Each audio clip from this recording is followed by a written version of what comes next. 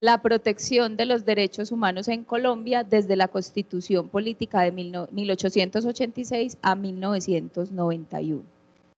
Les recordamos que el objetivo de nuestras cátedras es promover el pensamiento crítico en la sociedad a través del intercambio de conocimientos, ideas y perspectivas en un ambiente accesible y colaborativo entre diversos públicos.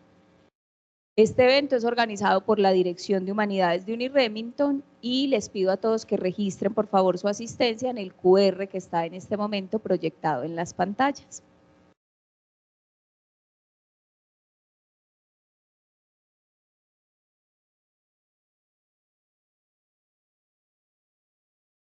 Vamos a dar un minutito para hacer esto.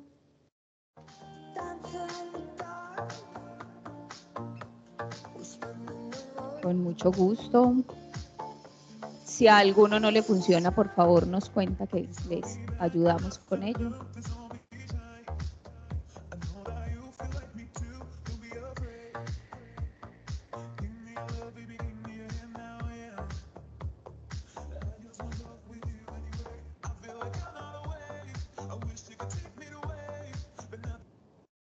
Bueno, y damos la bienvenida a nuestro invitado del día de hoy, el doctor William Ospina Naranjo, abogado y magíster en gerencia de empresas sociales, con estudios de historia. Actualmente es consultor en derechos humanos y desarrollo local.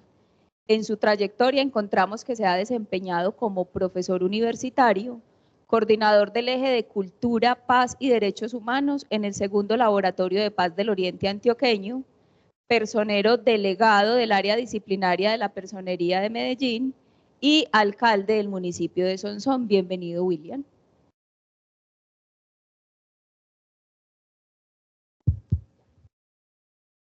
Gracias, Viviana. Muy buenas tardes. ¿Cómo están? Bueno, con buena disposición de que, buenas tardes.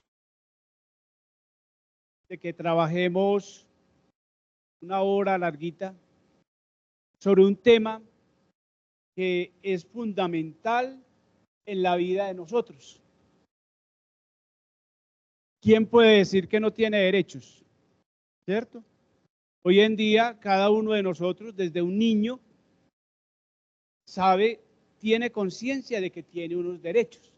Aquí vamos a tratar un poco de hacer un recorrido histórico de cómo surgieron los derechos a nivel, digamos, de la cultura occidental, pero también en el caso de Colombia, para llegar a una parte más práctica de mirar nuestra Constitución y de mirar cuáles derechos están allí contenidos y cómo podemos hacerlos valer, ¿cierto? Porque de nada nos ganaríamos tener derechos si no sabemos cómo los podemos garantizar, cómo los podemos hacer valer.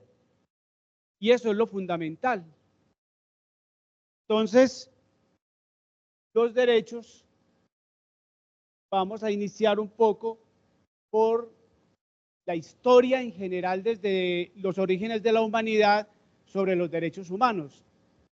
Los derechos humanos son unos ideales a los que toda sociedad quiere llegar respecto del respeto de la dignidad de cada uno de los individuos. Es un poco que los derechos humanos no son invento de ahora, digamos que ahora están de moda, pues porque los seres, cada uno de nosotros es consciente de que tiene unos derechos, pero en la historia de la humanidad obviamente que no había habido conciencia de eso.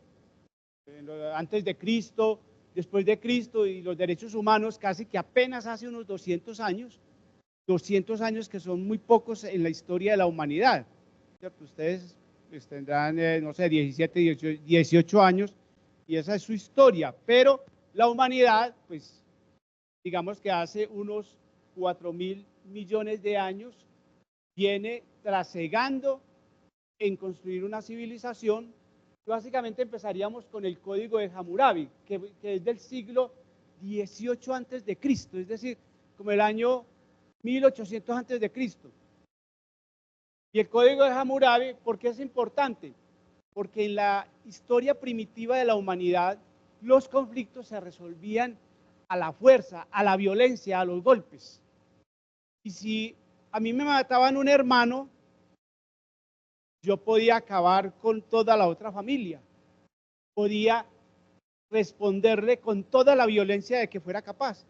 Y el código de Hammurabi, en Mesopotamia, en la civilización mesopotaica, establece lo que se llama la ley del talión, que ustedes la han oído mencionar. ¿Qué dice la ley del talión? Ojo por ojo y ojo por ojo, diente por diente. Muy bien. Quería decir que si a mí me matan un hermano, yo tenía derecho de matar el hermano del que me hizo esa agresión. O sea, una respuesta equivalente en la violencia. Eso ya empezó a regular, digamos, el ejercicio de la violencia, que es básicamente lo que se llama la ley del talión, que es muy conocida en el lenguaje común y que desafortunadamente todavía se sigue aplicando, que es la ley de la venganza, ¿cierto? Cuando ocurre una acción violenta contra alguien, esa persona piensa es en la venganza, que realmente la venganza no es admisible en la época moderna, no es admisible la venganza. ¿Por qué? Porque ahora vamos a ver, para eso está el Estado. Si a mí me matan un hermano, yo ya no puedo ir a matar el hermano del que mató a mi hermano, sino que debo recurrir al Estado. Ya la venganza es un poco decir, Estado, actúe. ¿Cómo? Fiscalía, venga, investigue, jueces, condenen a esa persona que mató a mi hermano. Pero yo no puedo por mis propios medios ir a matar el hermano del que mató a mi hermano. Entonces, a eso se refiere el código. La cultura griega, que es una cultura fundadora de lo que somos hoy, ¿cierto? Ustedes han oído hablar de Aristóteles, de Sócrates, de Platón. Ellos fueron los que concibieron la cultura occidental. Poco la manera como nosotros pensamos, la concibieron esos señores por ahí 300, 400 años antes de Cristo. Los griegos. Y los griegos fueron también los que inventaron la democracia. La democracia en Grecia era que todo el mundo, si con tal que fuera hombre, porque la democracia era restringida, no era para las mujeres, ¿cierto? El papel de las mujeres apenas se va a ver en el siglo pasado reivindicado, pero toda la historia de la humanidad, las mujeres, hay que decir, fueron un cero a la izquierda. La cultura griega entonces se inventa la democracia tal como la conocemos hoy, que es la manera de yo participar en las decisiones que me afectan. ¿Cierto? Que no sé si ustedes tienen bien entronizado allá en sus cabezas lo que es la democracia. Ahora vamos a hablar un poco de eso. Entonces, la cultura griega es fundamental porque con la cultura griega empieza el concepto de dignidad humana, ¿cierto? Es decir, que los seres humanos no pueden ser esclavos, que los seres humanos hay que respetarlos, porque en la antigüedad, digamos que el rey, el jefe de la tribu era el dueño de la vida de las personas, y las personas no tenían derechos. En Roma, que es la que, la Grecia está más o menos 300, 400 años de Cristo, pero Roma es el famoso imperio romano, ¿cierto? Ustedes han visto, me imagino, las películas de Julio César, de Spartacus, ¿cierto? El mundo romano, que además es supremamente entretenido, ¿cierto? Si uno va a Roma, encuentra ahí como todas las ruinas de lo que representó esa cultura, el Coliseo romano, todo lo que conllevó. Pero la cultura romana que viene después de la cultura griega, que está a finales de, cuando nace Cristo, Cristo nace dentro de la cultura romana, ¿cierto? Recuerden ustedes, Poncio Pilatos, Caifás, todos esos eran como emperadores romanos allá en Galilea y en Jerusalén donde habitó Jesús. ¿Y por qué es importante los romanos? Porque son los primeros que empiezan a escribir leyes. Y las leyes que escriben esos romanos trascienden hasta el día de hoy. Es decir, cuando ustedes ven, o tal vez ustedes ya celebran contratos, o que sus papás van a la notaría y firman una escritura, todo eso viene desde las leyes de Roma, ¿cierto? ¿Cómo compro yo un apartamento? Pues voy a la notaría, tengo que suscribir una escritura donde se transfiere la propiedad o los contratos de arrendamiento. Todas esas concepciones de los contratos vienen desde los romanos, ¿cierto? Eso no es creación ni siquiera colombiana o no, eso viene desde la época del emperador Justiniano, por allá en el siglo II después de Cristo.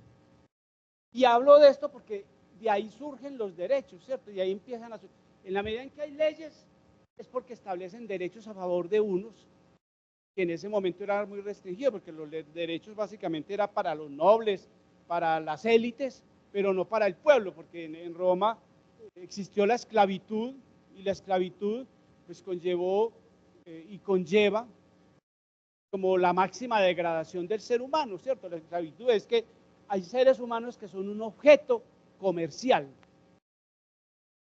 y que se puede vender, se puede matar, se puede hacer lo que se le dé la gana con ese ser humano, y eso viene desde la época de Roma y desde mucho antes, porque la esclavitud surge básicamente cuando un ejército en la antigüedad vence al contrario, entonces tiene derecho a que todos los soldados vencidos los puede convertir en esclavos. Y en ese caso, digamos que aumenta su servidumbre. Entonces los soldados que vencían tenían derecho entre todos a repartirse a todos los soldados que no hubieran muerto en ese combate. Luego, bueno, hay un antecedente de los derechos humanos que son los 10 mandamientos. Imagino que ustedes se lo saben o no. Amar a Dios sobre todas las cosas, no desear a la mujer del prójimo. ¿Ustedes incurren en eso o no? O en el hombre del prójimo, ¿cierto? Pues, bueno, hay que ir a la mujer porque estas son sociedades supremamente patriarcales. O no injuriar, no jurar su santo nombre en vano, ¿cierto? Hay gente que jura hoy en día, le juro por Dios que tal cosa, pues está violando los 10 mandamientos desde el punto de vista religioso, ¿cierto? Entonces, esa ley de Moisés que está en el Antiguo Testamento es como el texto donde se establecen derechos. Luego surge el cristianismo, que básicamente pues está sobre el siglo I de la era cristiana, ¿cierto? Estamos en el año 2024 de la era cristiana, ¿cierto? Antes veíamos que el Código Hammurabi estaba 1800 años antes del nacimiento de Cristo. Ahora estamos en el 2024 después de Cristo. Y el cristianismo va a traer un cambio enorme en la cultura, porque la cultura romana, que partía de la base de que hay unos dioses que son básicamente los césares. Los ciudadanos no son iguales al César, ¿cierto? El César era un dios y era el dueño de la vida de las personas.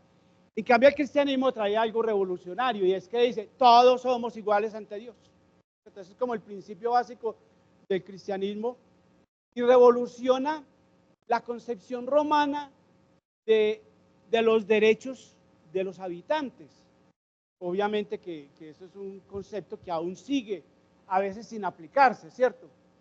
Y además, pues, la visión de Jesús, que en los textos bíblicos es un Jesús a favor de los marginados y de los perseguidos, ¿cierto?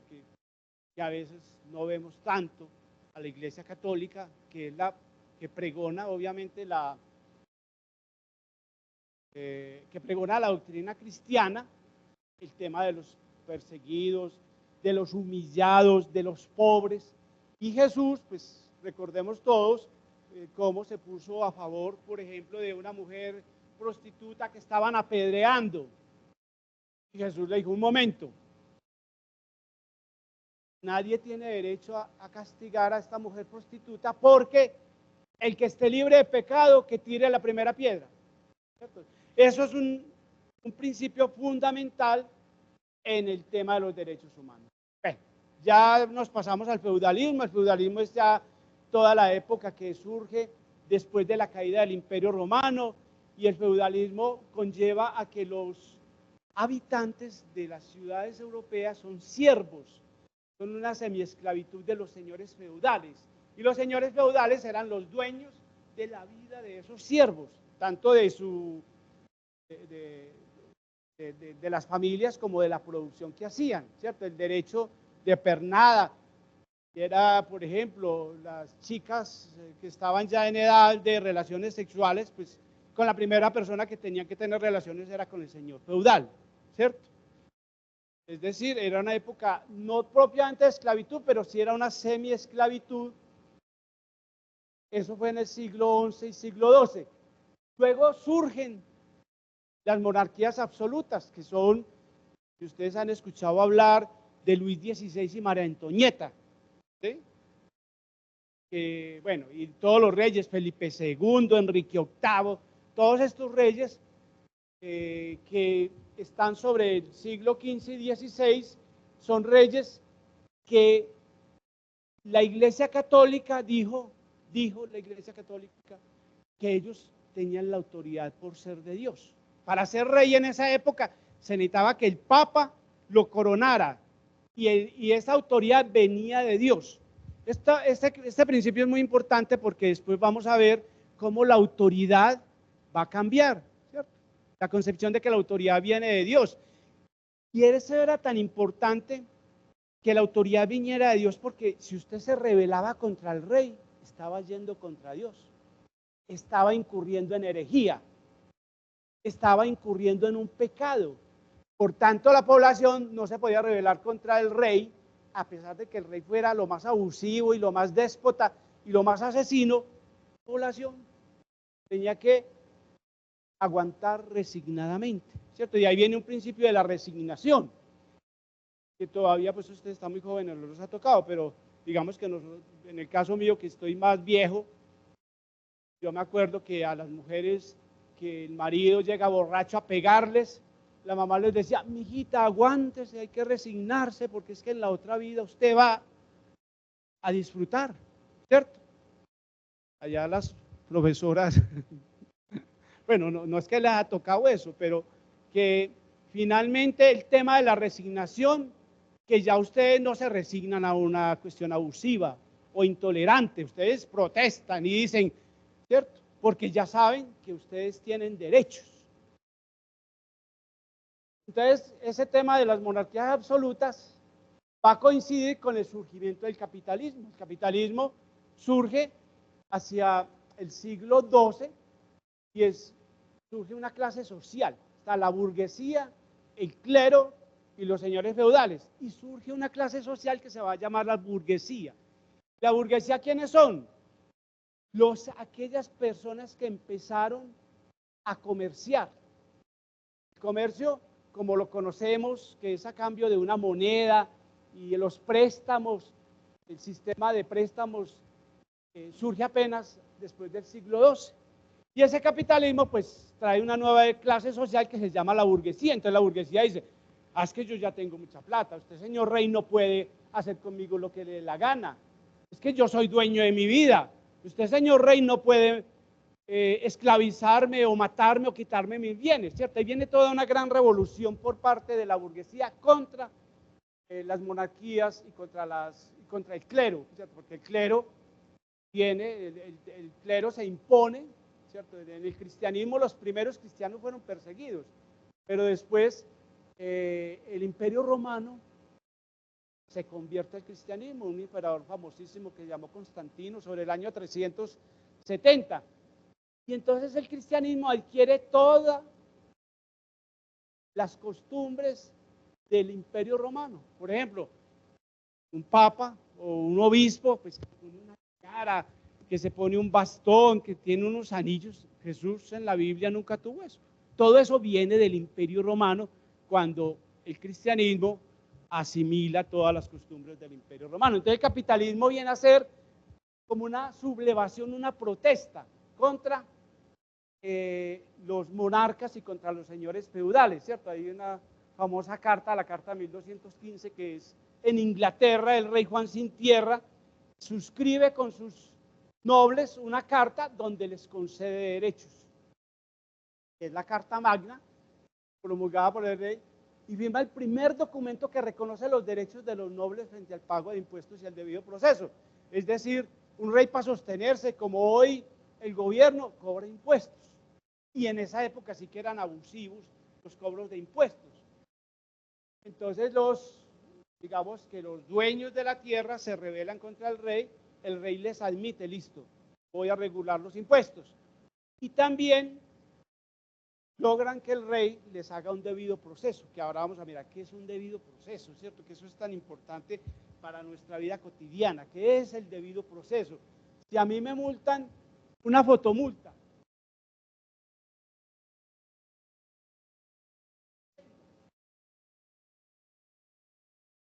no sabe por el derecho a un debido proceso y apelar y todo eso, y ahí o cualquier parte que le ponga una autoridad.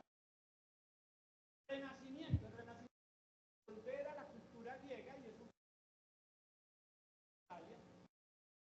como la cultura de la Edad Media está toda centrada en Dios, ¿cierto? Dios es el centro de todo. Dios es el centro de todo. Y eso es el que bendice y le da la autoridad a los reyes. Dios es el que está presente en la vida de todos. Y en el Renacimiento empieza un movimiento de decir, no, un momentico, es que el hombre tiene autonomía y el hombre no siempre depende de Dios, ¿cierto? Es un cuadro muy famoso que está en la Capilla Sistina, que ustedes lo han visto, me imagino, que es la creación del mundo, cuando Dios está creando a Adán, ¿cierto? Eso es una obra de Miguel Ángel, está en la Capilla Sistina, una de las obras de arte más hermosas de la humanidad. La ilustración y el derecho natural, aquí empiezan a discutir personas como Diderot, como Voltaire, a decir, pero es que nosotros podemos pensar por sí mismos. Porque el rey tiene que pensar por nosotros. Porque Dios tiene que pensar por mí. Es que yo puedo pensar por mí mismo, que es la edad de la razón. Lógico para pensar, que ahora vamos a ver que en la Constitución nuestra eso está consagrado con lo que se llama el libre desarrollo a la personalidad. Yo decido por mi vida, a pesar de las consecuencias que traiga. Decido por mi vida siempre y cuando le haga daño a otro, ¿cierto? Que es el libre desarrollo de la personalidad.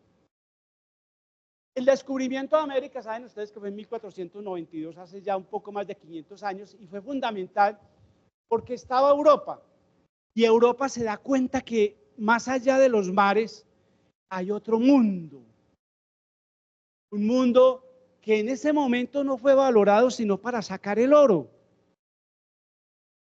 Cuando Cristóbal Colón llega aquí, que además, pues, recuerdan ustedes, me imagino que en la historia les enseñaron que ni siquiera se dio cuenta que había descubierto otro mundo, sino que había llegado a las Indias Occidentales. En ese momento empieza un proceso donde los españoles no reconocen que los indígenas sean seres humanos. Y por tanto era válido llegar y matar indígenas y quitarles el oro.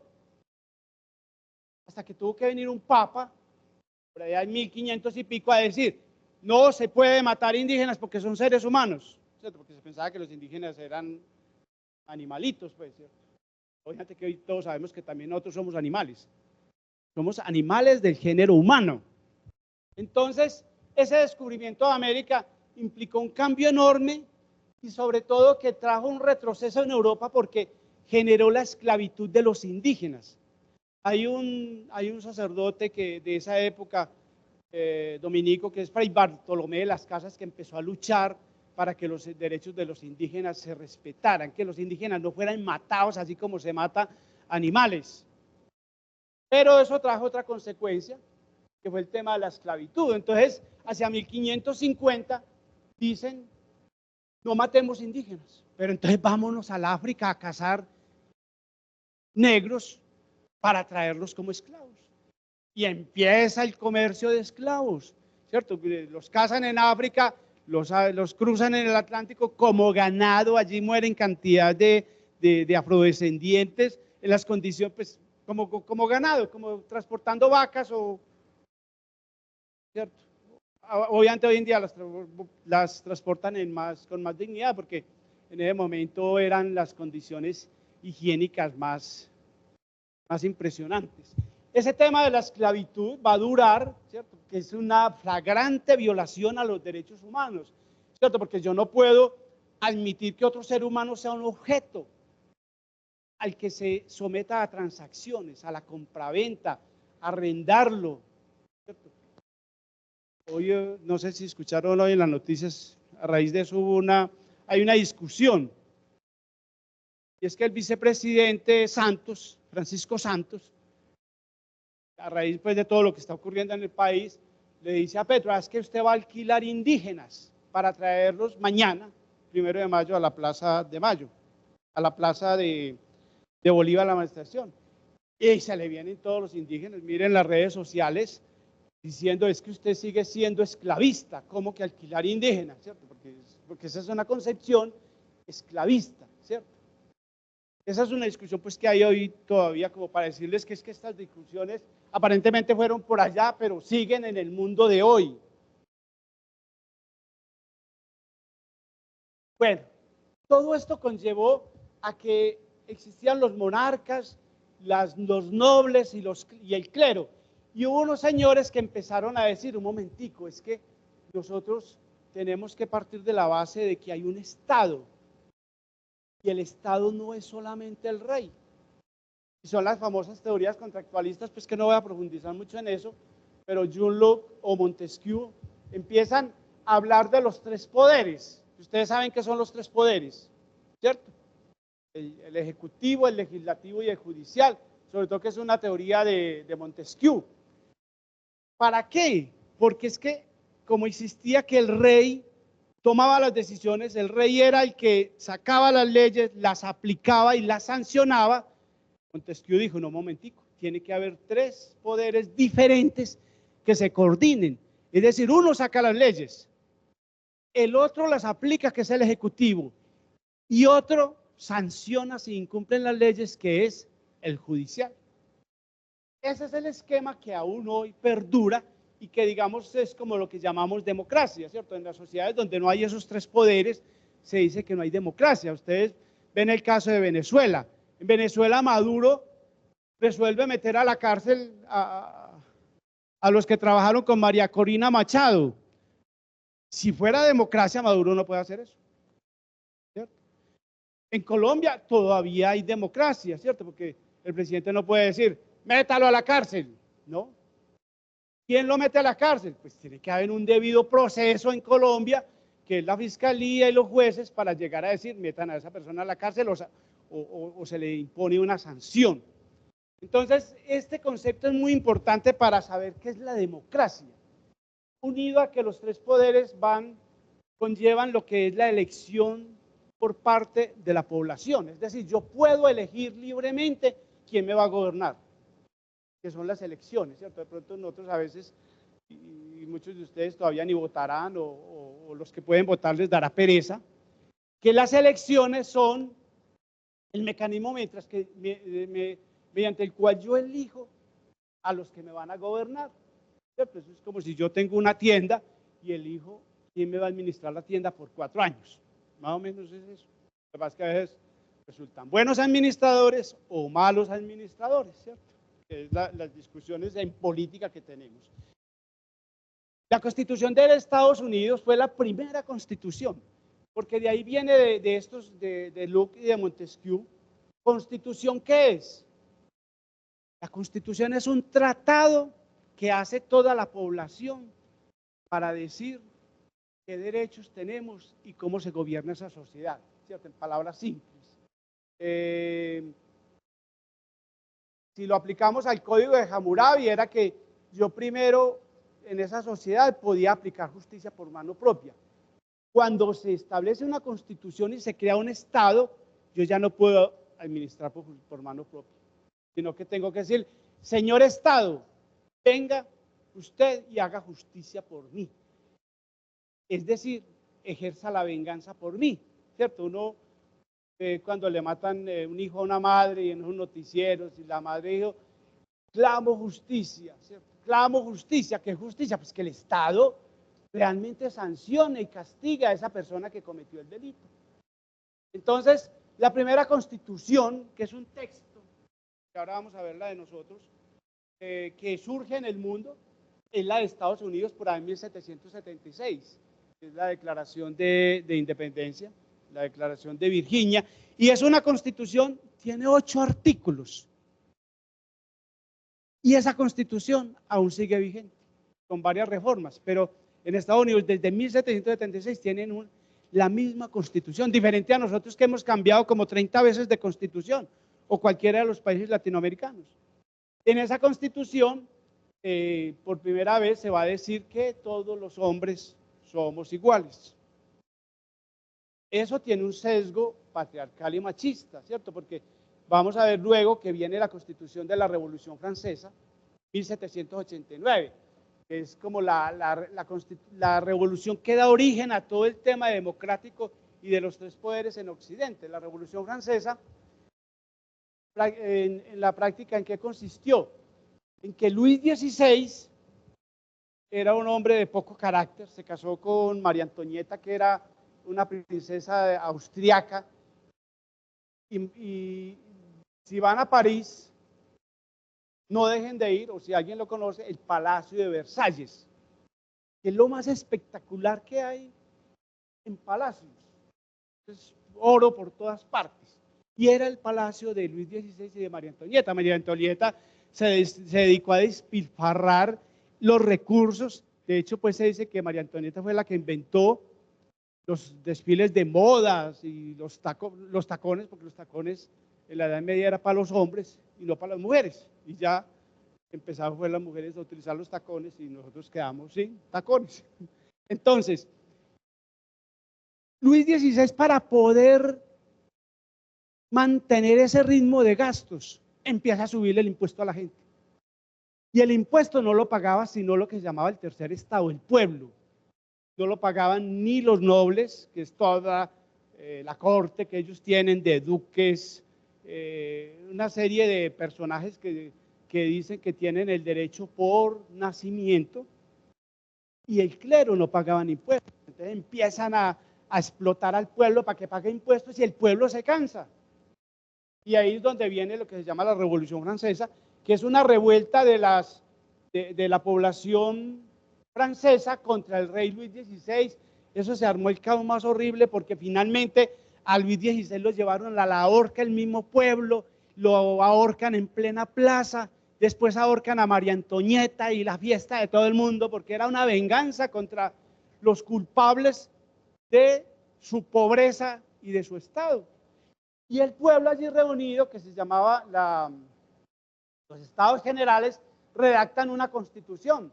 Y esa constitución empieza diciendo, todos los hombres somos iguales y libres. Eso es fundamental,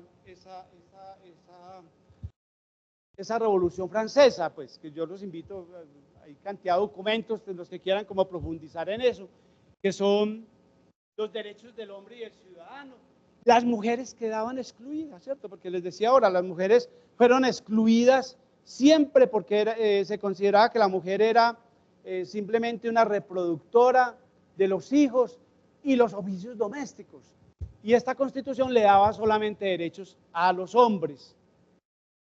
De ahí, bueno, abolió la esclavitud, ¿cierto? La esclavitud duró mucho en 1814, pero en Colombia la esclavitud apenas se pudo abolir en 1855. Hasta 1855 en Colombia hubo esclavitud. La revolución industrial, ¿cierto? Ahora veíamos el surgimiento de la burguesía. Ustedes han escuchado hablar de lo que da origen a la revolución industrial, que es la invención de la máquina de vapor, ¿cierto? La máquina de vapor empieza a mostrar que ya no las cosas hay que hacerlas con la mano, manualmente, sino que se pueden hacer mediante máquinas. Eso fue un cambio impresionante, porque se concluye que la máquina va a reemplazar la mano de obra del hombre, ¿cierto? Y eso, pues obviamente conlleva al surgimiento de toda una clase obrera, ¿cierto? Los obreros surgen a partir de la revolución industrial, surgen las teorías socialistas, Marx, Carlos Marx en 1850 escribe El Capital, bueno, varias teorías que van a luchar contra el capitalismo. Y de ahí surgen lo que se ha llamado los derechos sociales, ¿cierto? Los derechos sociales, que básicamente es el derecho al trabajo, el derecho al sindicalismo, bueno, varios derechos que tienen que ver con las condiciones, para superar las condiciones que genera la revolución industrial. De ahí nos pasamos hasta las guerras mundiales, ¿cierto? Ustedes saben, la Primera Guerra Mundial, 1914, es decir, hace 100 y pico de años. Luego la Segunda Guerra Mundial, y en la Segunda Guerra Mundial ocurre una de las mayores catástrofes de la humanidad, que es Hitler. Hitler empieza, luego de la Primera Guerra Mundial, a decirle a los, porque en la Primera Guerra Mundial resulta derrotado a Alemania. Entonces Alemania es como humillado y lo ponen a pagar impuestos y no puede tener armamento. Entonces Hitler empieza como a aprovechar ese sentimiento de humillación de los alemanes. Les dice, un momentico, es que nosotros podemos, los alemanes, es que los alemanes no somos cualquier cosa, es que los alemanes somos la raza aria. Y la raza aria es superior a cualquier otra raza humana. Entonces Hitler lleva al pueblo alemán a una etapa de desarrollo y obviamente, como él tiene un libro que se llama Mi Lucha, y allí pregona como toda la estrategia para llegar al poder y para que Alemania domine a los demás pueblos del mundo. Y pues ahí viene el tema de los judíos, pues que ahora sí que está de moda con el tema de Israel y de Gaza. Pero los judíos, desde ahora que hablamos de la burguesía, los principales comerciantes eran judíos. Los judíos han tenido, es una cultura muy particular porque ha tenido una capacidad en los negocios enorme. Entonces Hitler dice, no, aquí hay que emprenderla contra los judíos, que son los dueños de los bancos y de la riqueza, porque la riqueza tiene que ser de los alemanes. Bueno, y empieza a perseguir a los judíos. Hay un famoso día que es la noche de los cristales rotos, que pone a todos los soldados a quebrarle las vidrieras a los judíos. Luego empieza a encarcelar a los judíos, ¿cierto? Y ahí es donde ocurre la mayor tragedia de la humanidad. Lleva a hornos crematorios a 6 millones de judíos, ¿cierto? Los aprisionaban, los llevaban en trenes, ustedes me imagino que habrán visto películas de esas, y los quemaban en hornos crematorios. 6 millones de judíos quemaron ahí. Y en esas Hitler invade Polonia, luego se va a invadir a Rusia, pero Rusia, como es un país, el país más extenso del mundo, tiene unas estepas y unos valles, y eso puede llegar desde Alemania hasta Moscú, y sobre todo que fue en invierno, o sea, Hitler ahí sale derrotado, como había salido Napoleón derrotado también ahí mismo en esos estepas y valles. Bueno, Hitler viene en la Segunda Guerra Mundial. Como Hitler se ve que es un monstruo, se unen los países que se llaman los aliados, que es Estados Unidos, Inglaterra y Rusia, y derrotan a Hitler, y ahí viene pues ya todo el 14 de mayo de 1945, Hitler se suicida, aunque hay teorías pues que dicen que no se suicidó, que eso ya pues son otras cosas. Y eso conlleva a que la humanidad diga, tenemos que evitar la Tercera Guerra Mundial. Ahí se establecen unos tribunales, el tribunal de Nuremberg, de Tokio, donde finalmente se va a juzgar a los nazis, ¿cierto? Por eso pues sí que hay historias, ¿cierto? De Goebbels, bueno, todos estos señores que acolitaron a Hitler en eso fueron juzgados y muchos de ellos llevados a la pena capital. Y ese hecho hace que se creen las Naciones Unidas, ¿cierto? Los países dicen, tenemos que crear una organización que ya venía de la Primera Guerra Mundial, crear las Naciones Unidas, unámonos para poder luchar contra estos monstruos que están surgiendo tan impresionantes como Hitler. Surge las Naciones Unidas en 1945 y las Naciones Unidas en 1948 aprueba la Declaración Universal de los Derechos Humanos. Es decir, Una declaración que va a establecer los derechos humanos para todo el orbe del planeta. Es un texto supremamente interesante porque es primera vez que hay un texto que obliga, aunque aquí esto no fue obligatorio, pero sí fue una proclamación de que hay unos derechos que son aplicables a los asiáticos y a los latinoamericanos y a los europeos y a los africanos. Bueno, después de la Segunda Guerra Mundial viene la Guerra Fría, que la Guerra Fría pues básicamente es ese enfrentamiento entre el bloque soviético y el bloque occidental encabezado por Estados Unidos, ¿cierto? Que es un poco la lucha entre el comunismo que pregonaba Rusia y lo que pregonaba Occidente. Eso es como un bosquejo general del tema, digamos, de los derechos humanos en el mundo. Ahora vamos a entrarnos en Colombia también muy a la carrera, ¿cierto? Nosotros nos independizamos de España por allá en 1810, ¿recuerdan ustedes? El famoso florero de Llorente, 20 de julio de 1810, que iban a prestar un florero para hacerle un homenaje a los españoles y finalmente quebraron el florero y ahí sale todo el mundo rebotado y nos tenemos que independizar de España, ¿cierto? Del rey Fernando VII. Esa es la independencia. Pero luego España manda aquí un reconquistador que fue Pablo Morillo y pasó en todas las plazas, fusilaron a todos los que acolitaron esa revolución de 1810. En las plazas los filaban y los fusilaban los españoles, Pablo Morillo. Y en la batalla de Boyacá, que es otra fecha muy importante, que es el 7 de agosto de 1819, es cuando realmente Simón Bolívar, vence a los españoles en la batalla de Boyacá y empieza ahí sí la derrota de los españoles y los va sacando de toda América, ¿cierto? Y ya quedamos en manos de un gobierno propio de América Latina, ¿cierto? En este caso de lo que se llamaba la Gran Colombia. Pero resulta que Bolívar, que fue un ser excelente, muy interesante que lean sobre Bolívar porque realmente Bolívar es el padre de estas repúblicas, ¿cierto? De 5 repúblicas. ¿Cierto? Bolívar, bueno, es una historia muy interesante. Pero vamos a 1830, se muere Bolívar, y al morirse Bolívar empiezan 2 partidos políticos, liberales y conservadores, vienen desde allá y empiezan unas guerras civiles por el poder. Llegaban los liberales al poder en Bogotá y los conservadores se organizaban y los bajaban a punta de bala.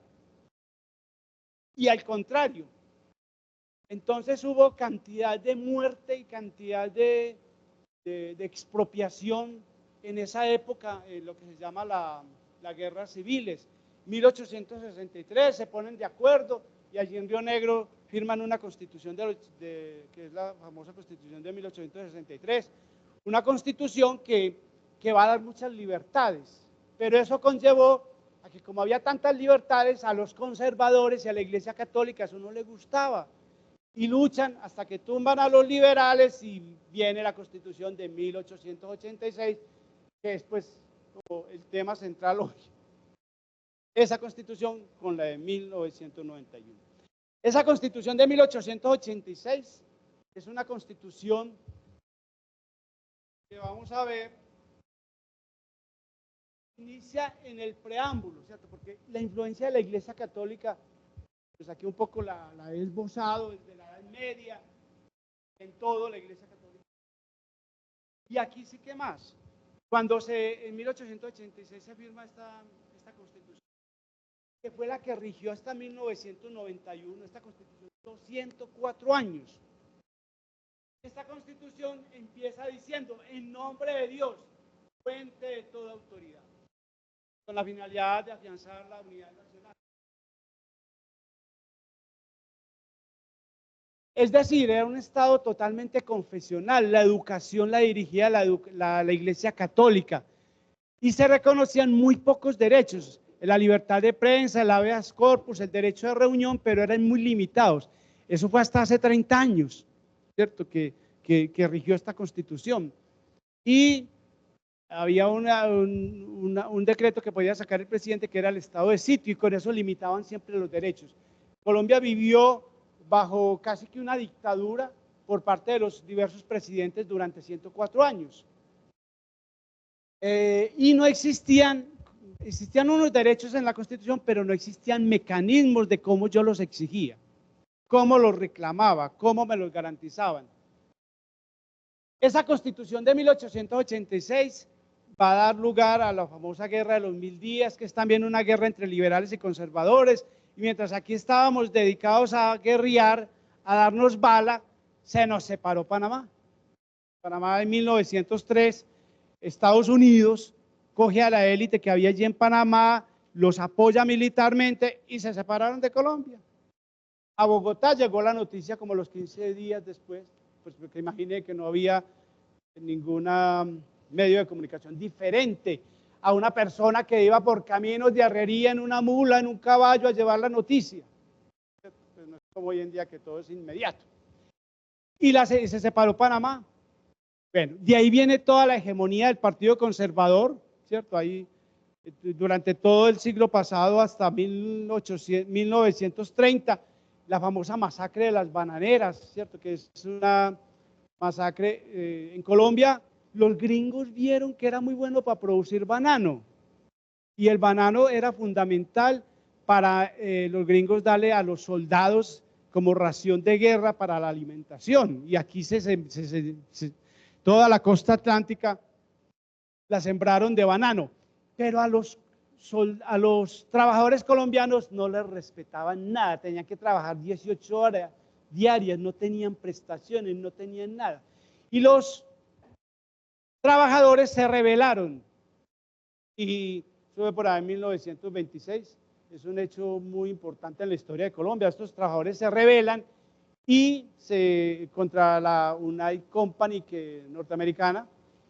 ¿Y qué hace la United Company? Le dice al gobierno de Colombia, bueno, ayúdenos. Y el gobierno de Colombia manda al ejército y fusilan cantidad de trabajadores de las bananeras, ¿cierto? En 100 años de soledad, García Márquez relata cómo pasaban los trenes llenos de cadáveres, ¿cierto? El gobierno colombiano entregado al gobierno gringo y disparándole a sus propios habitantes.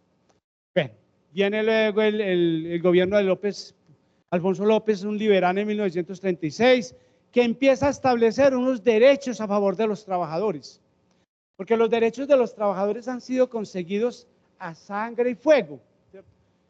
¿Alguien sabe mañana por qué qué se celebra el qué se conmemora el 1 de mayo? ¿Por qué? Porque por allá en 1890, en Chicago. Por los trabajadores. Los trabajadores, sí. Pero en 1890, por allá en Chicago, los trabajadores les tocaba trabajar hasta jornadas de 24 horas. De 16, 20 horas. Pues otro era para dormir. Y los trabajadores en Chicago empezaron a exigir 8 horas para trabajar, 8 horas para vivir y 8 horas para dormir. Pararon las fábricas en Chicago y los dueños de las fábricas los fusilaron. Y por eso mañana se conmemora el Día del Trabajo, porque era exigiendo que no fueran jornadas de 20 horas, sino que ellos exigían lo que se llama la jornada tripartita, ¿cierto? Que es la que se aplica hoy, 8 horas para trabajar, 8 horas para vivir y 8 horas para dormir. Y eso fue gracias a esos trabajadores que empezaron a luchar por eso. El Día de la Mujer, ¿qué día se celebra? ¿Sí saben por qué se celebra el Día de la Mujer? Se celebra, se conmemora. Uno generalmente dice que se celebra, pero es que se conmemora. ¿Por qué? Porque también por allá en 1890, en Nueva York, un dueño de una fábrica que era de confecciones, de puras mujeres, y las mujeres eran como semiesclavas, eran mujeres y niños, a los niños los amarraban en las fábricas para que no se volaran y trabajaran. Pues, lean y vean películas sobre eso para que vean el horror que fue eso.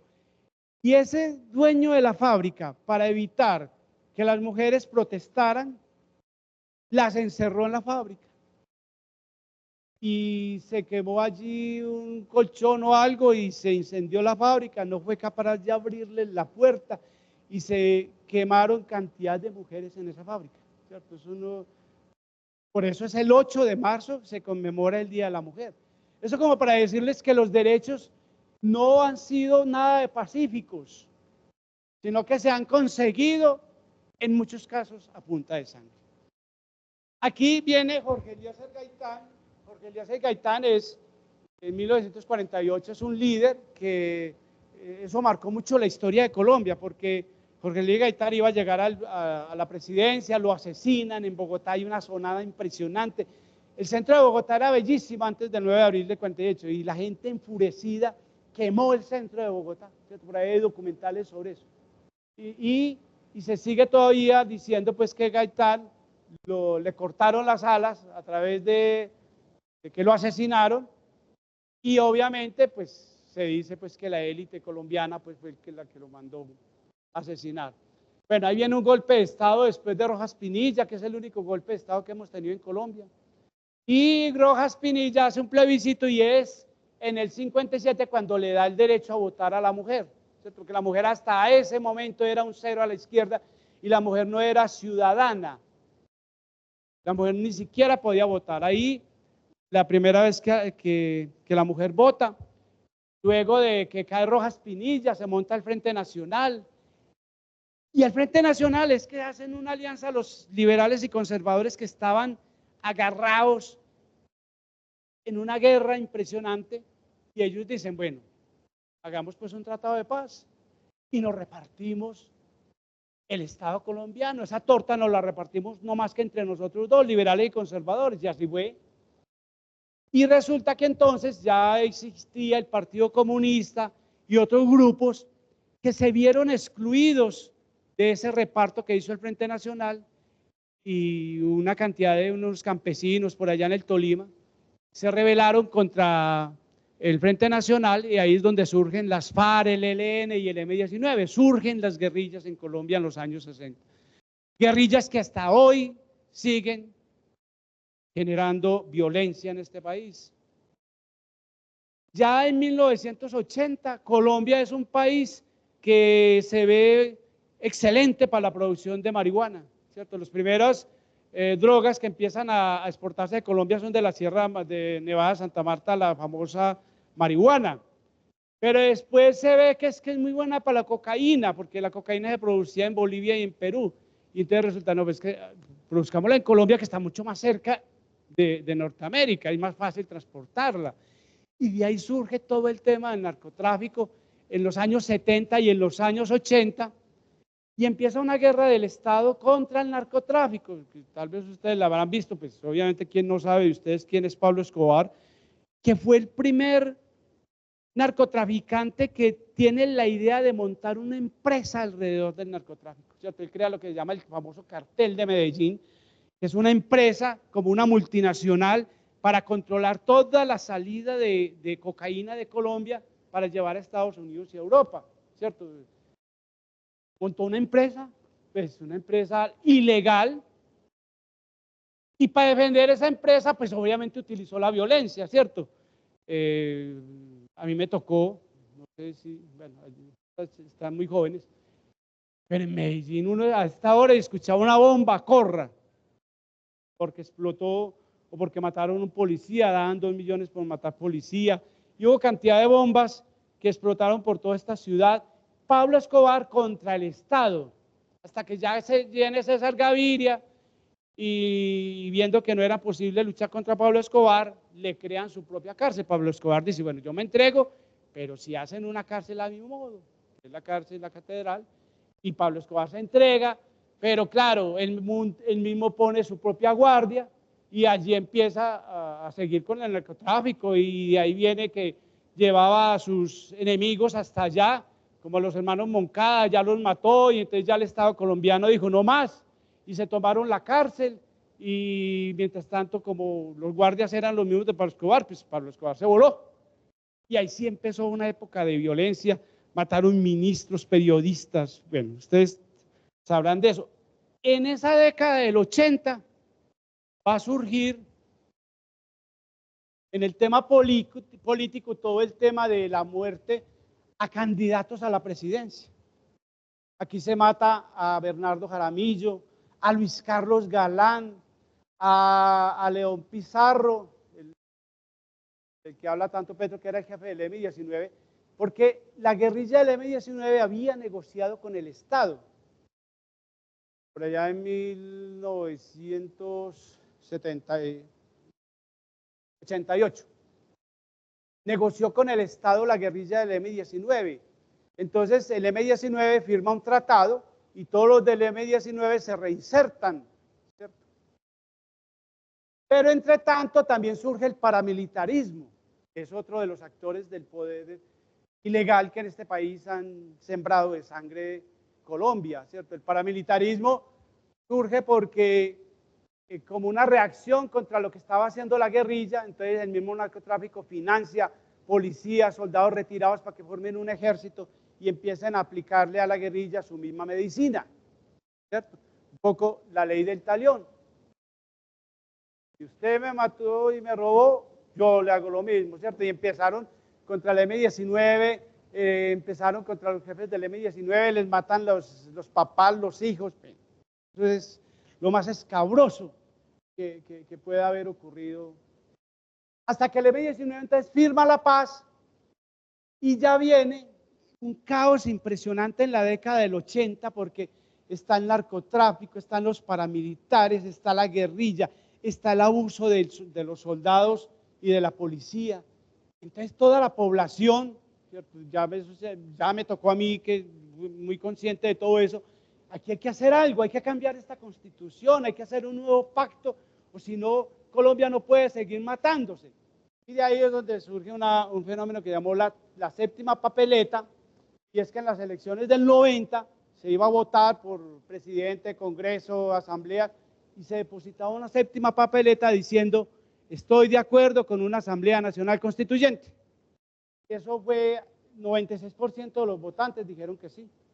Y de ahí surge una asamblea constituyente que se reúne a principios de 1991, 70 personas que fueron elegidas popularmente, y el 4 de julio de 1991 se expide esta constitución, y estos tres señores que están ahí, pues que son importantes porque fueron los presidentes de la Asamblea Constituyente, porque esas elecciones para la Asamblea Constituyente ya no la ganó el liberalismo y conservatismo como antes, sino que ya surgió la nueva fuerza del M-19 encabezada por Navarro Ubol, que es este,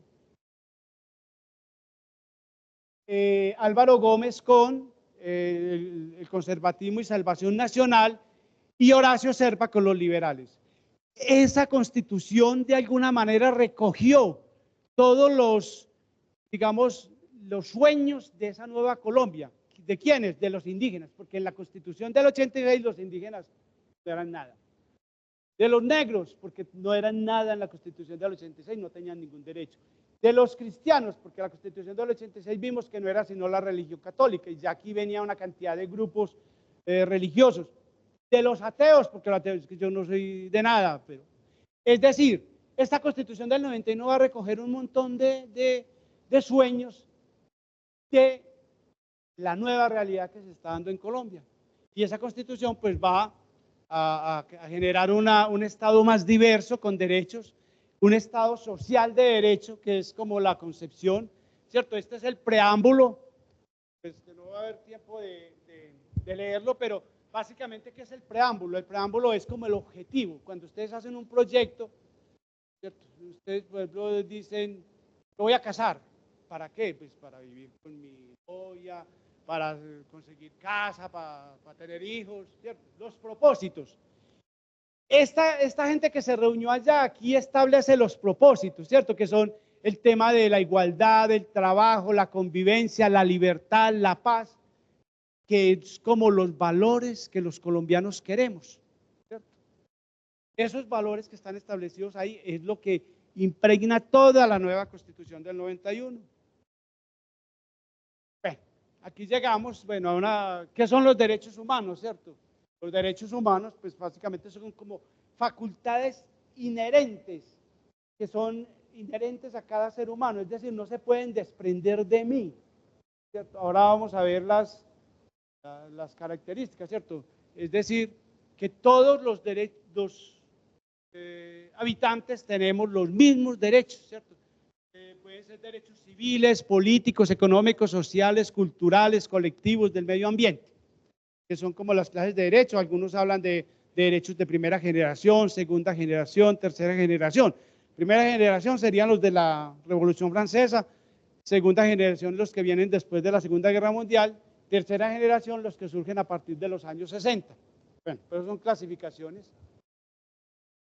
Este concepto de dignidad humana es muy importante. ¿Por qué? Porque toda nuestra Constitución se fundamenta en la dignidad humana de los seres colombianos, ¿cierto? Entonces, exige, es decir, todo ser humano en Colombia tiene derecho a una existencia, vivir bien. Tiene derecho a vivir como quiera. Y tiene derecho a unos bienes patrimoniales, vivir sin humillaciones. Todo. Eso es un sueño, ¿cierto? Porque todo esto son ideales que aún no hemos alcanzado en este país, ¿cierto? Ahora Petro quiere cambiar algunas cosas de esas, pero esta Constitución ni siquiera se ha cumplido. Los gobernantes han fracasado en cumplir todos estos sueños de los colombianos. Bueno, y los derechos humanos tienen unas características, son universales, es decir, son para todos, inherentes es a cada ser humano, inalienables es que no se pueden negociar, ¿cierto? Uno no puede negociar un derecho humano. Por ejemplo, yo tengo derecho al salario mínimo y el patrón llega y me dice, no, hombre, yo lo doy trabajo, pero si usted trabaja por 500.000 pesos mensuales, usted verá. Quiere decir que si yo empiezo a trabajar y yo después me doy cuenta que es que el derecho mínimo es innegociable, puedo demandarlo y pedirle, no, usted me tiene que pagar el salario mínimo. Pero es que usted dijo que no. Qué pena, porque yo a ese derecho no puedo renunciar. Hay derechos a los que uno no puede renunciar. La Constitución colombiana no le permite renunciar a esos derechos. Son indivisibles, es decir, unos van con otros, igual que interdependientes, imprescriptibles. No sé, ¿cierto? Porque, es que usted hace mucho tiempo que no hace uso de tal derecho, ya se le perdió el derecho. No. Bueno. Y para cumplir esos derechos en Colombia existe una cosa que se llama la acción de tutela. ¿Aquí alguien ha ejercido alguna tutela? Ninguno, los papás. ¿Han escuchado? Nada. ¿Sí?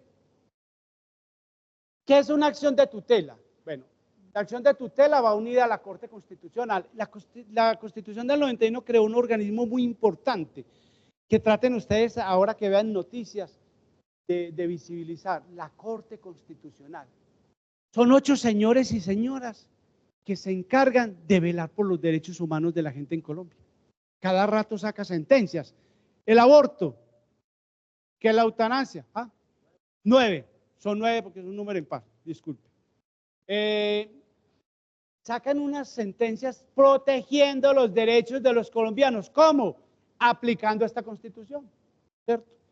Y esa acción de tutela, bueno, la Corte aplica pues no solamente la Constitución colombiana, sino los derechos internacionales que son aplicables en Colombia. Colombia ha firmado un montón de tratados internacionales, los derechos de los niños y niñas, antipersonas, bueno, todo. Y son aplicables aquí. Y la Defensoría del Pueblo es un organismo que se encarga también de defender los derechos humanos de la población colombiana. Entonces ustedes han visto, cada rato hay alertas de la Defensoría del Pueblo diciendo que en el Chocó, en una población la tienen secuestrada, que en tal parte están amenazando. Bueno. La acción de tutela es pues un mecanismo de protección que permite a toda persona acudir ante las autoridades judiciales para obtener la protección inmediata de sus derechos fundamentales, cuando estos resultan vulnerados o amenazados por la acción o omisión de cualquier autoridad pública o de los particulares, en los casos establecidos en la ley. ¿Qué es en la práctica una tutela? Yo voy a la EPS y la EPS me dice, señor, usted se tiene que operar de esa cadera. Entonces, pues me dice el médico, pero la EPS, entonces me mandan la cirugía y yo voy y la EPS se hace los bobos, que es que no pueden, que no sé qué. Entonces yo inicio una acción de tutela para proteger mi derecho a la salud y a la vida. ¿Qué hago entonces? Me voy ante un juez. Señor juez, cualquier juez de la República, los jueces están ubicados allá en la Alpujarra, en el edificio de los juzgados. ¿Sí saben dónde es? Allá ustedes ven filas todos los días de la gente haciendo fila para presentar tutelas. Entonces la persona le dice, señor juez, la EPS me mandó el médico me mandó una cirugía y la EPS no me la ha ordenado, no me la quiere hacer, se están haciendo los bobos. Entonces el juez en 10 días le pregunta a la EPS, ¿eso es verdad? Y hace una investigación. Y a los 10 días no se puede pasar de 10 días. Eso es lo importante de la tutela. No se puede pasar de 10 días, porque si se pasa de 10 días el juez para decidir lo destituyen. Eso es lo único que funciona en Colombia. Y el juez termina ordenando, si él ve las razones, a la EPS, por favor, en las 48 horas siguientes, tiene que empezar a programarle la cirugía a esta persona. O en la protección de cualquier derecho, ¿cierto? Si yo tengo temor porque me van a matar, yo puedo iniciar una acción de tutela para que me proteja en mi vida y un juez ordena que la proteja. O la acción de tutela para que se me respete el debido proceso. Es decir, llegó un agente de tránsito y me colocó una multa. Y resulta que yo voy a la oficina de tránsito y la oficina de tránsito, ah, no señor, de malas, eso ya está, pague 500.000 pesos, yo no sé cuánto. Qué pena, yo tengo derecho al debido proceso. Entonces yo puedo iniciar una tutela para que un juez le diga a la oficina de tránsito, a ese señor usted lo tiene que escuchar y ese señor puede llevar pruebas y discutir para establecer si la oficina de tránsito le colocó el parte de manera legal o ilegal. Eso se llama el derecho al debido proceso. Y así en múltiples cosas. En Colombia la mayor parte de las tutelas, el 80% se hacen por cuestiones de salud. Entonces, sabemos toda la crisis que hay en salud. Pero hay otras tutelas por otras razones. Vamos a mirar aquí de manera muy breve. Ya estamos cansados, ¿cierto? Vamos a mirar algunos derechos, ¿cierto? Estos son los derechos fundamentales que establece la Constitución. Pero vamos a mirar algunos como para que veamos la importancia, ¿cierto? El derecho a la vida, el derecho a la integridad personal, el derecho a la libertad e igualdad ante la ley. Un funcionario no me puede discriminar a mí porque soy negro, blanco, porque soy gay o porque soy campesino o porque soy desplazado. A todos tiene que tratarlos de la misma manera. Y si ese principio se violenta, yo puedo iniciar una acción de tutela para hacerlo respetar. Es decir, todos somos iguales ante la ley. El tema del derecho a la intimidad, ¿cierto? El tema del derecho a la intimidad es un tema muy importante hoy en día. Ustedes que se meten en las redes sociales, obviamente que dan tiro publicando información que yo a mi altura creo que no se debe publicar, pero si cogen esa información de ustedes y empiezan a circularla, y en muchos casos, por ejemplo, que los jóvenes se toman fotos con contenido sexual y empiezan a circularlas, todo eso es violación del derecho a la intimidad, porque si yo con mi novia me tomo fotos desnudo es para ella y para mí, pero si ella va y las publica, está violando mi derecho a la intimidad y yo lo puedo demandar. Yo lo puedo demandar y hoy en día hay cárcel, hay cantidad de gente metida en esos líos porque los jóvenes son muy tranquilos en el tema sexual y terminan involucrados. Eso se llama, ¿cómo se llama ese tipo de conducta? Es el derecho a la intimidad. Es decir, si yo estoy en mi apartamento, el vecino no puede poner allá un lente para mirarme a mí, o para yo mirar a la otra. No puede, porque tiene que respetar mi intimidad dentro del espacio que yo tengo. De eso sí que hay casos, ¿cierto? Bueno, ese tema de la intimidad. Este es el libre desarrollo de la personalidad. Ese es un derecho que en la práctica, ¿qué quiere decir? Yo hago con mi vida lo que quiero, siempre y cuando no haga daño a otro. Y por ejemplo, la Corte Constitucional ha protegido ese derecho en muchos casos. Por ejemplo, el aborto.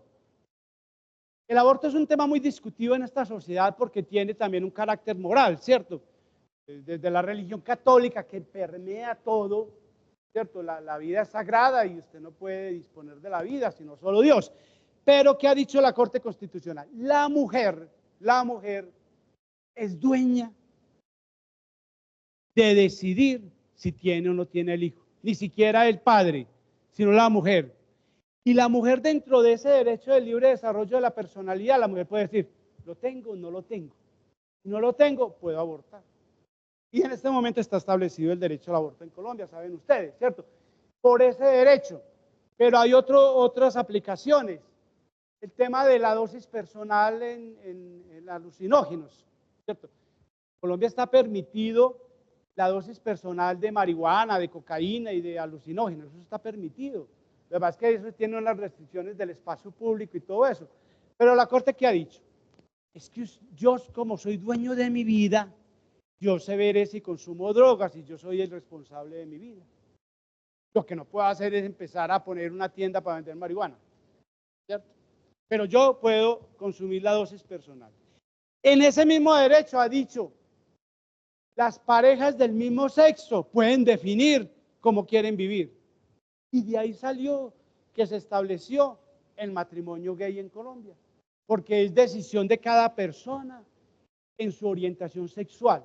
Cada persona puede definir, soy gay, soy bisexual, LGTBQ+, tiene un montón de alternativas, ¿cierto? Para hacer lo que usted quiera, o heterosexual o como quiera. Y nadie puede meterse en eso, ni siquiera la familia, ni la religión, ni nadie, ¿cierto? Ahora hay un proyecto de ley, que no sé, lo discutían esta semana, y es que en muchas familias llevan a los muchachos o muchachas que manifiestan que son gays a las famosas terapias sexuales y los someten a unos tratamientos supremamente dolorosos que para volverlos a volver heterosexuales. Eso se va a prohibir en Colombia, porque eso es violatorio de los derechos humanos. Porque cada persona verá que, por ahí alguien dijo, es que yo soy un perro, bueno, un perro, jamás eso, ¿cierto? ¿Cómo se siente usted? ¿Cómo se identifica usted? Eso es el libre desarrollo de la personalidad. Y ahí surge otro derecho que también ha sido muy discutido, la eutanasia. Yo defino si, teniendo una enfermedad terminal, yo quiero que termine mi vida. Yo defino, ¿cierto? Nadie más puede definirla, yo. Eso tiene unos requisitos, que una junta médica diga que si tiene enfermedad terminal y que ya no tiene pues remedio, y la persona puede decir, no, listo, ¿saben? Ya en Colombia ya se está aplicando muchísimo ese principio de la eutanasia, porque también se aceptó por la Corte Constitucional en Colombia. Y por eso Colombia es uno de los países más avanzados en cuanto a los derechos de las personas, ¿cierto? Y, bueno, no, yo creo que ya vamos terminando, pero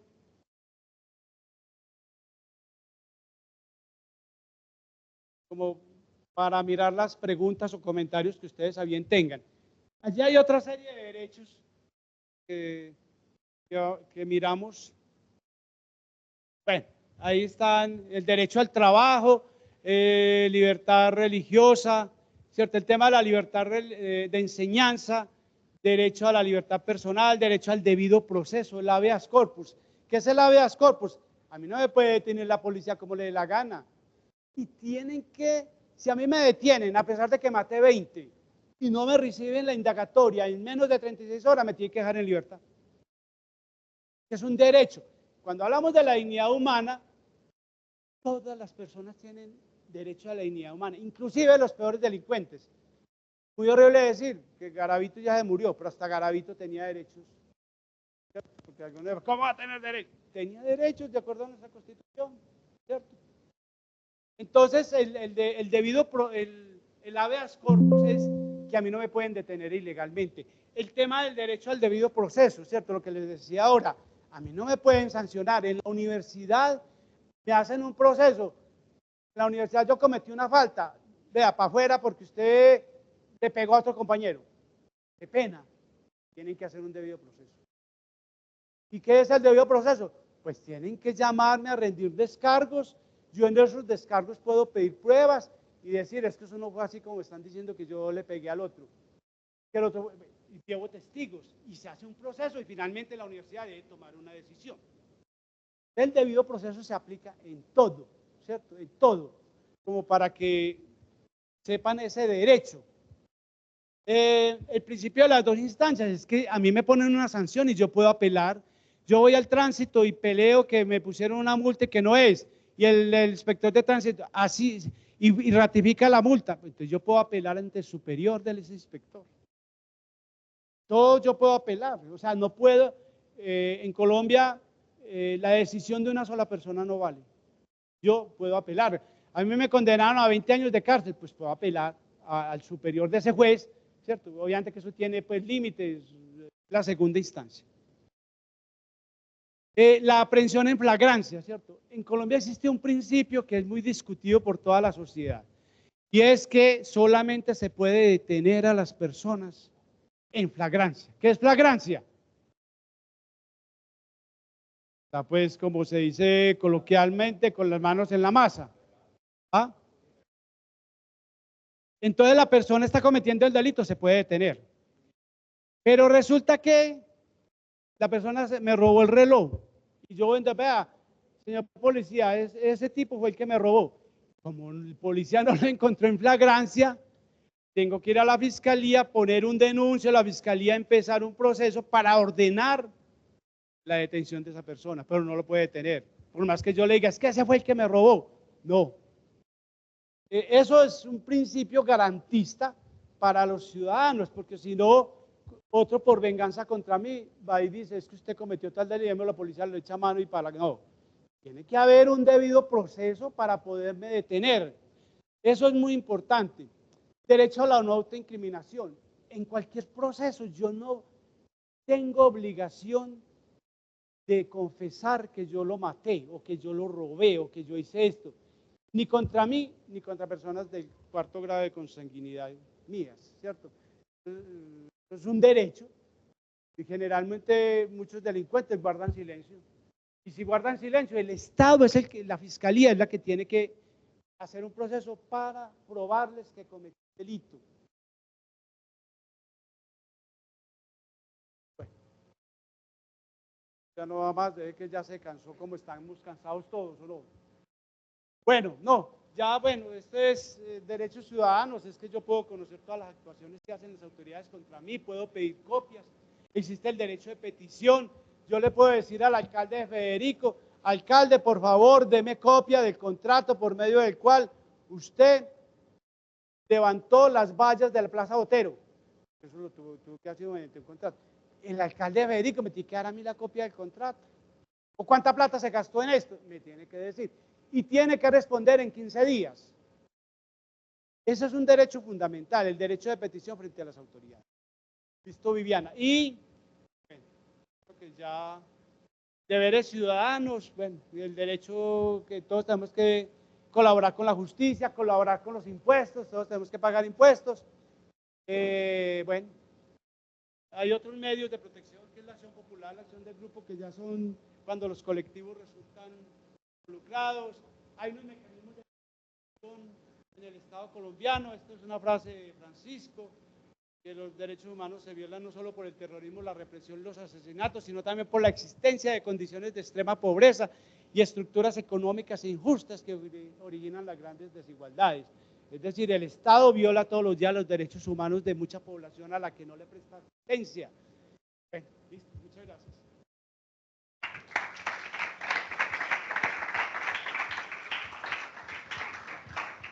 ¿Alguien tiene alguna pregunta para hacerle a William? Comentario, nada. Sugerencia. Así de mal estuvo pues la cosa. ¿Ah? El compañero que se... Ah, no, gracias, perdón. Espérame un segundo, por favor, te entrego micrófono para que puedan escuchar los que están en virtual.